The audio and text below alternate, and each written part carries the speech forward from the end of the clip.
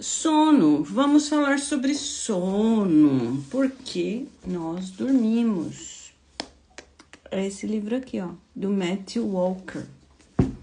Isso mesmo, mais uma live. Boa noite, Janice, boa noite. Quem tá chegando aí, Marcela, Gisele, de onde vocês estão assistindo essa live? Oi, Maria Tereza, boa noite. Quem tá chegando, coloca pra mim aí, Virgínia. De onde você está assistindo essa live? Emanuel, onde você está? Boa noite. De onde você assiste, Janice? Vamos para mais uma live sobre o sono. Terças e quintas-feiras, às 19 horas. Eu venho aqui ao vivo para a gente falar um pouquinho sobre o sono. Você anda dormindo bem? Como é que tá seu sono? Tá acordando descansado, descansada? Então, é uma live sobre este livro aqui, né? Cada live a gente fala um pouquinho, né, Maria Tereza? Um pouquinho sobre o sono, um pouquinho mais.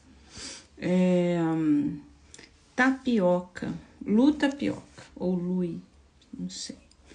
Boa noite.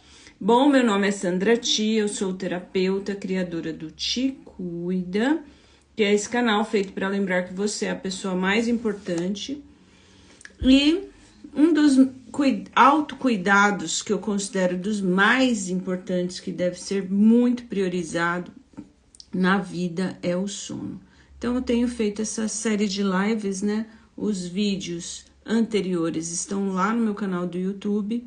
Melatonina, cafeína, adenosina, todo o sono dos dinossauros. A gente já falou sobre ciclo circadiano, várias coisas. E o capítulo agora, ele tá falando sobre a privação do sono, que a privação do sono, o capítulo anterior ele falava por que a gente deve dormir, né? Porque melhora a memória, a sua cognição, sua criatividade, enfim, evita várias doenças, aumenta o seu sistema imunológico e tal. Como eu sempre repito, né? Outro motivo de eu escolher esse assunto é porque esse é um canal que fala de saúde mental e o sono é o melhor ansiolítico, o melhor antidepressivo que existe na face da Terra. Então, durmam. Melhor solucionador de problemas é o sono. Mas outro capítulo vai falar, mas se eu não dormir, o que acontece? Então, por exemplo, no Guinness Book, é proibido, no Guinness,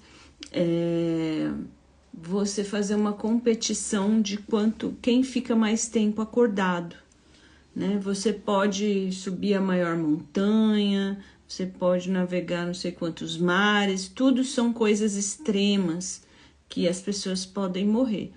Mas nada é tão extremo quanto a privação do sono, para o Guinness Book, pelo menos. Então, se o Guinness Book não aceita esse tipo de competição, a privação do sono, deve ser algo muito prejudicial para a gente. Então já foi feito, né, campeonatos de privação do sono e já foi proibido, né? Então, aqui hoje a gente vai falar, você não sabe quão privado de sono está quando você está privado de sono, tá? Então, este é o assunto que a gente vai falar aqui hoje e das consequências dramáticas de você achar que dormiu o suficiente e seguir a vida, né? Então, como funciona essa live? Quem estiver aqui pela primeira vez, eu vou ler um trechinho do capítulo que eu deixei grifado e a gente vai comentar sobre isso. Se você tiver qualquer dúvida, qualquer comentário, quiser me fazer perguntas, estamos ao vivo, é só digitar aí que a gente conversa, tá bom? Vamos lá. Então, ele fala que a terceira descoberta fundamental comum aos dois estados é que pessoalmente considero a mais danosa de todas, a serem questionados sobre sua sensação subjetiva de seu estado, os participantes invariavelmente subestimaram seu grau de incapacidade de desempenho. Este tipo de resposta foi um péssimo prognóstico de quão ruim o desempenho deles era de fato, objetivamente. É o equivalente de alguém que bebeu demais, pegar as chaves do carro e dizer, estou bem para voltar para casa. O que é esse equivalente, né? Privação de sono pode ser você ficar 24 horas acordado, ou um pouco mais. Mas também é privação de sono você dormir 7 dias seguidos por apenas 6 horas. Isso é privação de sono. 5 horas e meia por noite, privação de sono, que equivale a dirigir bêbado, equivale ao estado de embriaguez, né? Só que a pessoa não bebeu.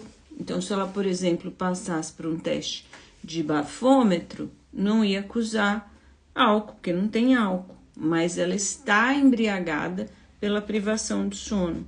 A pessoa acostuma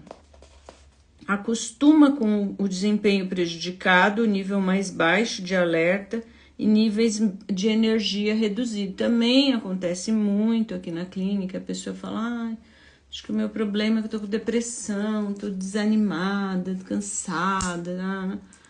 Você vai investigar, a pessoa não dorme direito, né? Não dorme, tem privação de sono e isso é confundido com outros sintomas.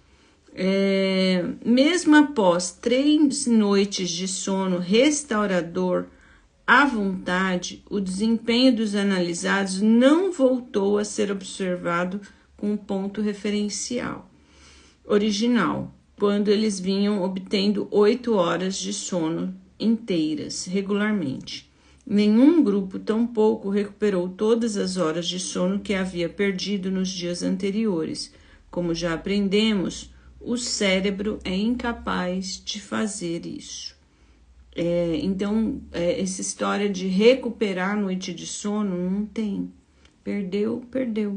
Né? Por isso que é óbvio, a gente uma hora deve voltar ao normal, se é que existe esse normal, mas demora um tempo de qualidade, dormindo as 8 horas direitinho para se recuperar.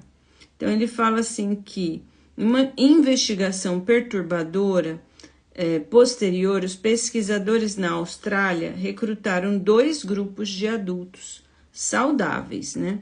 Um dos quais foi embriagado até então o limite jurídico para dirigir, que era 0,08% de álcool no sangue, enquanto o outro foi privado de sono por uma única noite. Os 2 grupos executaram teste de concentração para avaliar o desempenho da atenção e os lapsos de atenção. Após 19 horas acordadas, a pessoa privada de sono, as pessoas, né, privadas de sono tiveram a cognição tão prejudicada quanto a daqueles que tinham sido embriagados. Em outras palavras, se você se levanta às 7 da manhã, permanece acordado durante todo o dia, depois sai com os amigos, fica acordado até tarde da noite, mas não bebe sequer uma gota de álcool na hora que está dirigindo de volta para casa, às 2 da madrugada, sua cognição está tão prejudicada no que diz respeito à capacidade de prestar atenção na estrada e ao que está ao redor do que um motorista embriagado. Então, é o equivalente privação de sono a embriaguez por álcool. Na maioria dos países, já foi medido cientificamente na Austrália, né?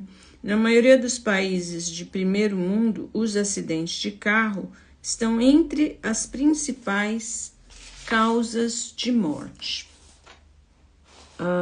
Ao pegar no volante, tendo dormido por até 4 horas na noite anterior, existe uma probabilidade 11 vezes e meia maior de você se envolver num acidente Então, observe como a relação entre horas de sono decrescente, crescente, risco de mortalidade de um acidente não é linear, mas crescente exponencialmente. Cada hora de sono perdida amplifica e muito a possibilidade de uma batida de carro.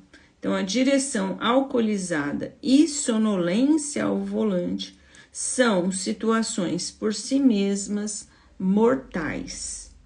Hoje é possível monitorar os erros dos motoristas de uma maneira realística, porém segura, usando simuladores de direção. Então, eles fazem o teste dessas pesquisas com simuladores, obviamente, para, né, preservar o ser humano do estudo. Então, dirigir embriagado ou dirigir sonolento é igualmente perigoso e mortal, né? Porque a gente tem lei seca, não pode dirigir, tem bafômetro, mas e o sono? Esse, né? Esse a gente conta com a responsabilidade de cada um, mas vocês viram, se a pessoa acorda às 7 da manhã, vai trabalhar, depois sai e volta 2 horas da manhã, que é uma coisa muito comum de as pessoas fazerem, dali está se correndo um grande risco, né? O índice de reciclagem de um ser humano é por volta de 16 horas. Então, 16 horas acordado, o cérebro começa a falhar. Os seres humanos precisam de mais 7 horas de sono, mais de 7 horas de sono todas as noites para manter o seu desempenho cognitivo. Depois de 10 dias dormindo por 7 horas por noite, o cérebro é tão disfuncional quanto seria passar 24 horas acordados. Por fim, o ser humano não consegue perceber com precisão quando está privado de sono, quando está sob privação de sono. Isso. Então, as pessoas, elas têm consciência de que elas beberam. E muitas delas vão falar, eu bebi, não vou dirigir. E aí, evita. Obviamente, aqui onde tem essa lei, né? Tô falando aqui. No Brasil tem essa lei. Acredito que em várias partes do mundo. Mas a pessoa não consegue saber que ela está privada de sono se ela, por exemplo, acordou às 7 da manhã e vai voltar para casa às 2 da madrugada. Ela acha que vai dar. Então, talvez você se espante ao saber que o número de acidentes causado por sonolência ao volante excede aos causados por álcool, drogas combinadas. Sozinha, a sonolência ao dirigir é pior do que dirigir bêbado. Aonde tem essa divulgação? Aonde tem a campanha do governo falando durma 8 horas por dia, né? Porque deveria ter uma questão de saúde pública, entende? É uma questão de saúde pública. Incentivar as pessoas a dormirem, né? Mas a quem interessa que a gente não durma tanto assim, né? Bom, a afirmação é verdadeira por uma simples razão. Motoristas bêbados muitas vezes demoravam a frear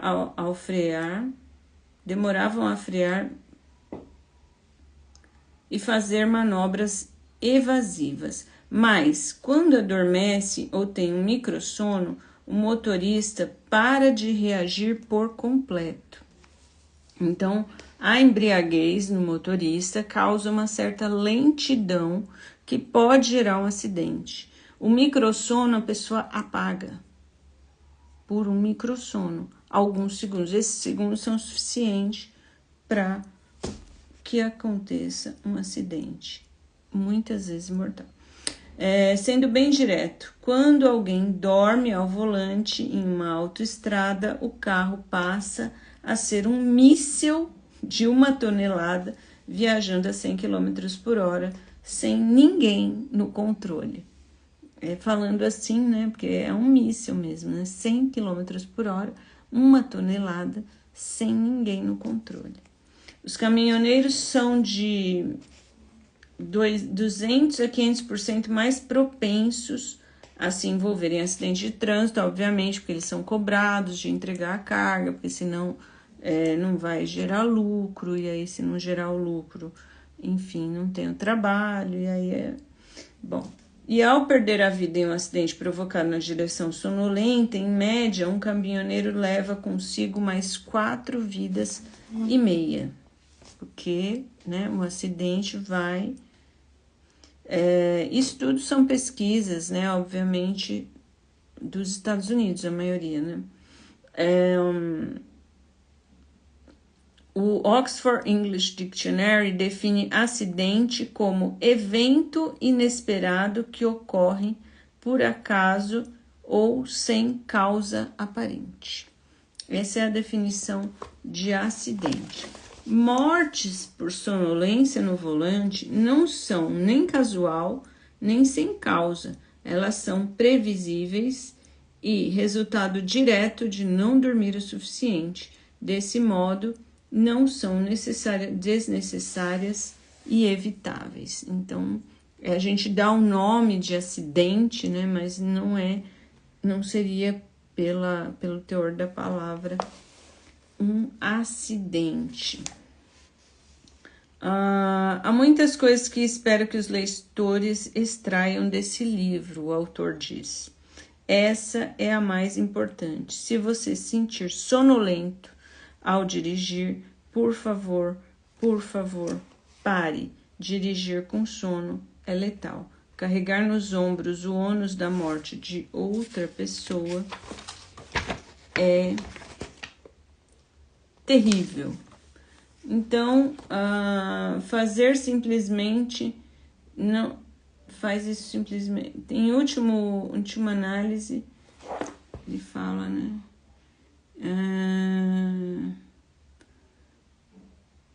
Enfim. Então, assim, nesse capítulo que ele fala sobre que você não sabe quando você está privado de sono, o que ele quer que deixe bem gravadinho, né? Mas eu não dirijo, então eu posso não dormir, ter minha privaçãozinha de sono, eu não vou dirigir.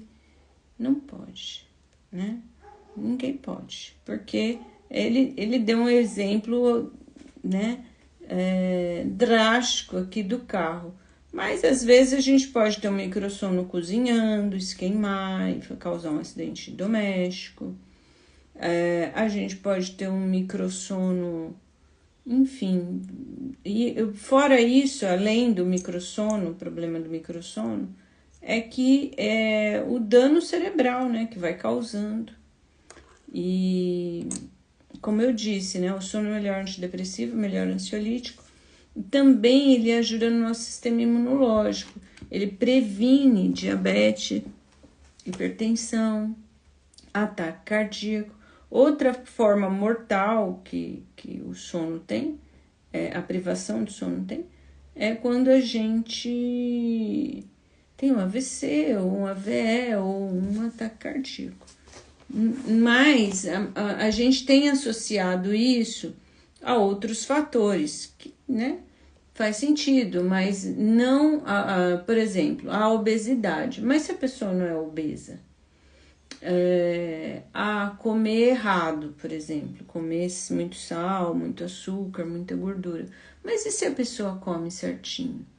Entende? Não falam da importância do sono, que também é um fator de risco, né? Aí ele fala que sonecas podem ajudar.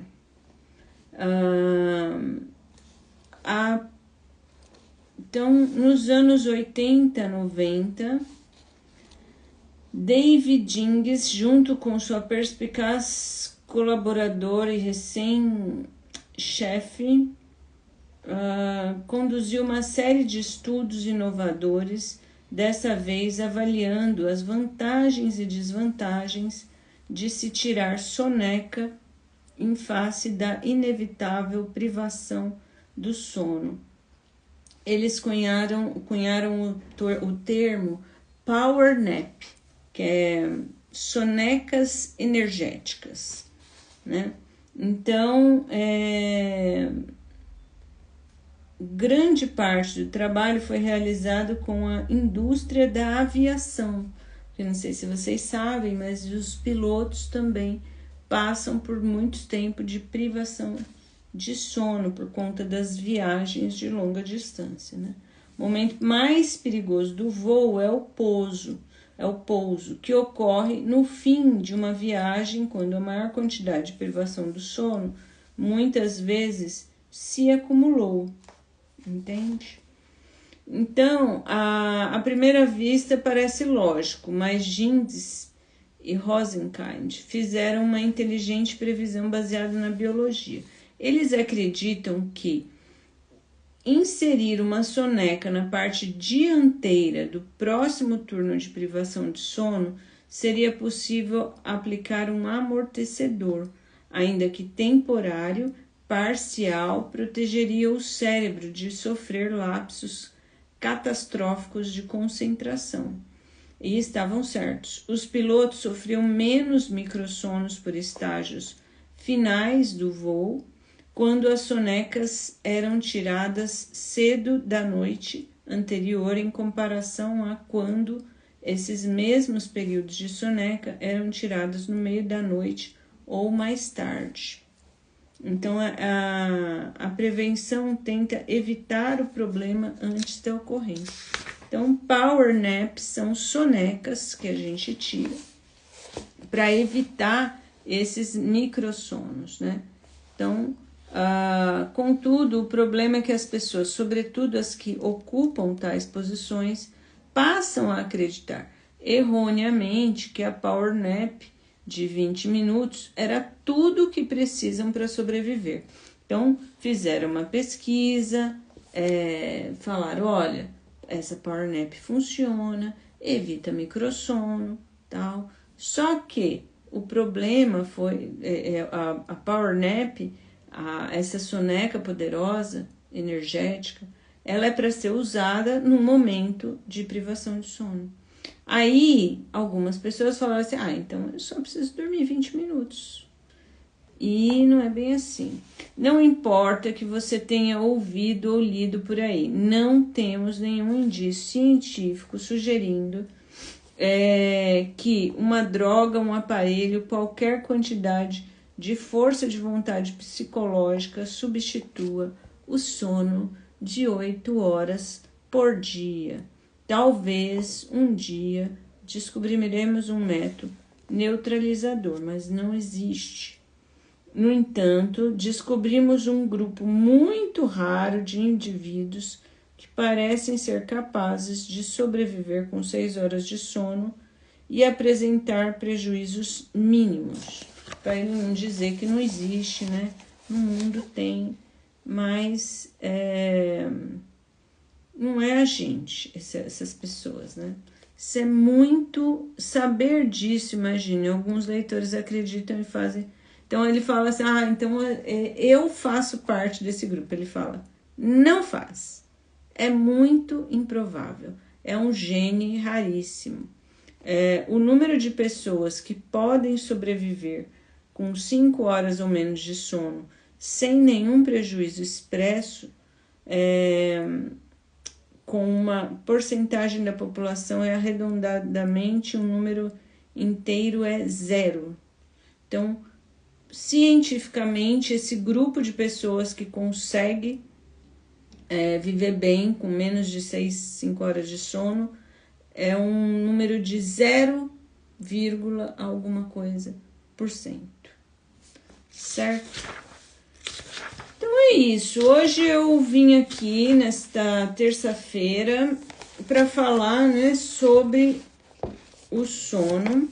Mais um capítulo do livro, Por que Nós Dormimos. Quem tá aí comigo, quem gostou da live, quem quer fazer algum comentário, alguma pergunta, conta pra mim. O livro é esse aqui, Por que Nós Dormimos, do Matthew Walker, tá? E, como eu falei, na próxima quinta-feira estarei aqui falando sobre irracionalidade emocional, que tem a ver ainda com esse tema do sono, e cansado ou esquecido, sono e doença de Alzheimer, qual a conexão, né? A gente vai falar, os próximos assuntos das lives serão esses. Quem perdeu as lives anteriores, tiver interesse no assunto, quiser assistir essa live lá gravada, fica lá no meu canal do YouTube. Demora um pouco mais para subir lá no YouTube, né? Por isso, se você quiser acompanhar o assunto, o melhor é ao vivo. Mas fica gravado. Se você estiver assistindo essa live no YouTube, por favor, curte, comenta, compartilha, faz todas as coisinhas, se inscreve no canal, ativa o sininho, aquelas coisas. E se você tiver interesse em fazer terapia comigo, só entrar em contato aqui no Instagram, lá tem um link na bio, no meu WhatsApp, mandar mensagem, também eu respondo todas as minhas mensagens de direct. E se você estiver assistindo no YouTube, vai lá pro Instagram, então olha aqui na descrição que tem meu WhatsApp e entre em contato, tá bom? Vou adorar fazer esse processo de terapia com você, de autocuidado, de autoamor, tá bom? Gente, muito obrigada, um grande beijo para vocês, fica bem, te cuida.